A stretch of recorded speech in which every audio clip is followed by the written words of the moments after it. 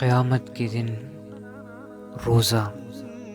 روزے دار کے حق میں شفاعت کرے گا اور اس کی شفاعت قبول بھی کی جائے گی، جیسا کہ رسول اللہ صلی اللہ علیہ وسلم کا ارشاد گرامی ہے۔ آپ نے فرمایا الصیام والقرآن یشفعان للعبد یوم القیامہ، روزہ اور قرآن دونوں بندے کے حق میں روز قیامت شفاعت کریں گے۔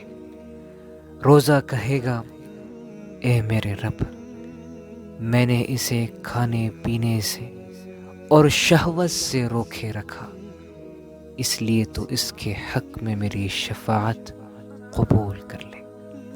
اور قرآن کہے گا میں نے اسے رات کو سونے سے روکے رکھا، جو ایک انسان کو ایک پسندیدہ چیز ہے اس سے روکے رکھا، لہٰذا تو اس کے حق میں میری شفاعت قبول کر لے۔ آپ صلی اللہ علیہ وسلم نے فرمایا چنانچہ ان دونوں کی شفاعت قبول کر لی جائے گی۔